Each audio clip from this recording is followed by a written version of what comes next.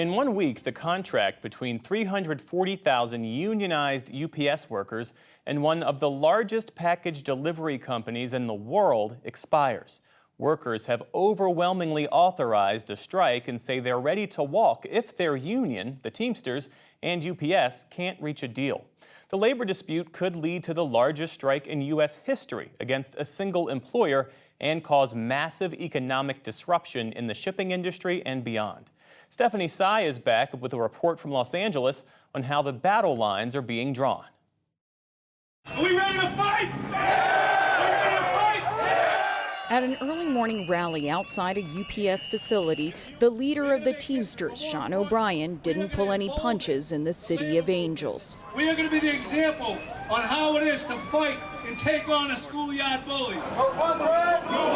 Before talks broke down in early July, the union said many issues had already been resolved with the company. UPS agreed to end a two-tiered wage system for part-time drivers, new overtime rules, and improvements to keep drivers safe from extreme heat, including a commitment for AC in new package delivery vehicles and putting fans in existing trucks. What are the remaining sticking points in this negotiation? Completely economics. We've got 95% of the contract negotiated, all favorable for our members, no concessions. And UPS just is balking at rewarding the people that make them the success that they are. Teamsters point to record UPS operating profits of $13.1 billion in 2022 and $12.8 billion in 2021 when home deliveries were an essential service. We've been working so hard for the past 3 years during COVID. Chris Harrow is a package delivery driver who has worked for UPS for 7 years. Nobody wants to go on a strike. Nobody wants to stop working because everybody needs UPS. But at the same time, look what's happening with the company. Making all these profits and we're not getting none of the piece of the cake. It's not like we want everything, we just want what we deserve. UPS argues that its union employees are well compensated, with health care benefits for full and part-time workers, and full-time delivery drivers earning $95,000 a year on average. They work 60 to 65 hours to make that money. That's all overtime. They make a lot of money, but they earn it. But they don't tell you about the part-timers when they're starting at $16 per hour.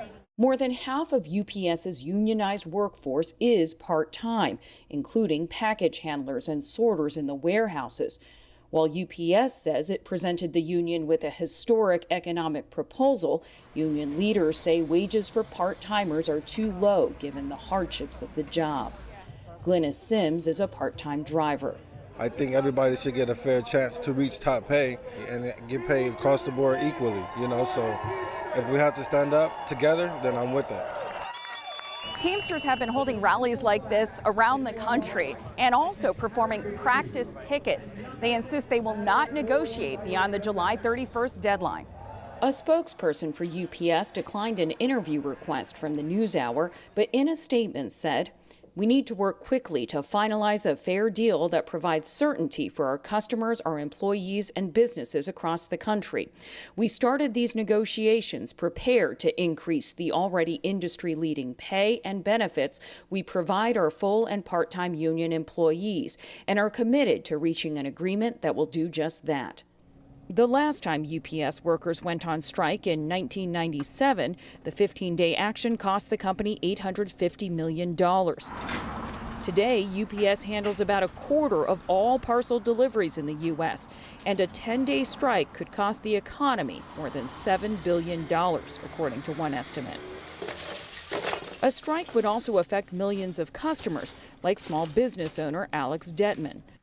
He sells antiques and collectibles on eBay and Etsy from his home in Minneapolis. The larger items, the heavier, bulkier boxes that I send really have to go UPS. You can ship them through the post office, but it can be twice as much, if not more. While Detman is sympathetic to the UPS union, he's concerned what a strike will mean for his business.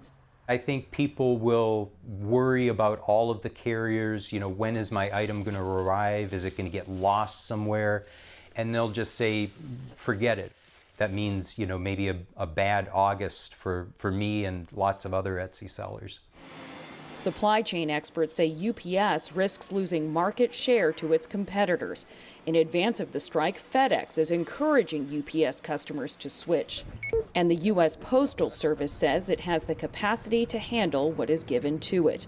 The reality is that UPS drivers and the Teamsters union have tremendous leverage. Kent Wong is the director of the UCLA Labor Center. The whole point of a strike is disruption, to extract economic harm to the company in order for a more favorable deal at the bargaining table.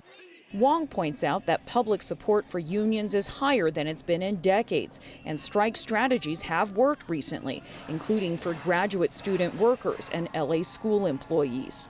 When workers organize, when they take collective action, they generally win.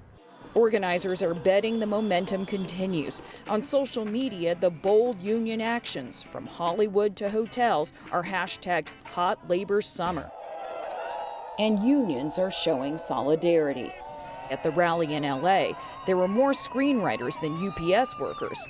Zev Frank, a member of the Writers Guild of America, has been on strike since May.